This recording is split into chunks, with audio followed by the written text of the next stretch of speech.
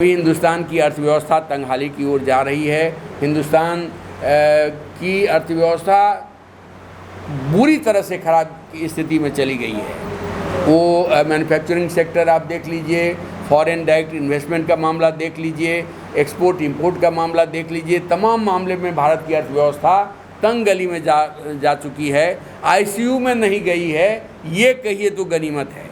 लेकिन भारत सरकार जो है बीमारी को बीमारी कहने से परहेज कर रही है और झूठा आश्वासन देश को दे रही है। इस वजह से आप देखिएगा कि हिंदुस्तान में बहुत तेज़ी से महंगाई बढ़ रही है, बहुत तेज़ी से बेरोजगारी बढ़ रही है। अभी तो सरकार का या नीति आयोग का एक आंकड़ा आया है कि 9 करोड़ हिंदुस्तान का नौजवान ऐसा है जो न तो शिक्षा में है, न तो रोजगार में है, न टेक्नोलॉजी के क्षेत्र में है।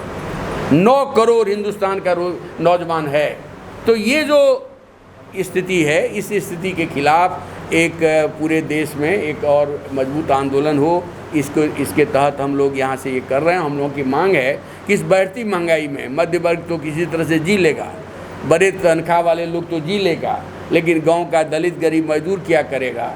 इसलिए तेल, नमक, प्याज, चीनी, इसका बंदोबस्त भारत सरकार को जन वितरण प्रणाली के माध्यम से करना चाहिए। ये मांग हम लोग अपनी इस बैठक से यहाँ से कर रहे हैं। और मनरेगा को हटा करके जी राम जी लाया गया, वो जी राम जी तो कहीं चला नहीं, मनरेगा की हत्या कर दी गई।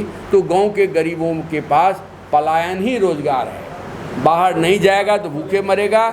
इसलिए बिहार से 3 करोड़ के आसपास लोग बाहर जाकर के आजीविका तलाशते हैं, रोजी रोटी का जुगाड़ करते हैं। इसलिए पलायन के सवाल पर, माइग्रेंट वर्कर के सवाल पर, प्रवासी श्रमिकों के सवाल पर अभी दिल्ली में 13 सितंबर को एक ऑल इंडिया माइग्रेंट वर्कर्स अधिकार आंदोलन हम लोग शुरू करने जा रहे हैं। और वहाँ से हम लोग प्रवासी मजदूरों का एक अखिल भारतीय आंदोलन शुरू करेंगे। और वहाँ से हम भारत सरकार को बाध्य करेंगे, राज्य सरकार को बाध्य करेंगे कि प्रवासी मजदूरों के लिए आप सुरक्षा, सम्मान, रोजगार की गारंटी के लिए भारत सरकार कानून बनाए और राज्य सरकार भी कानून बनाए।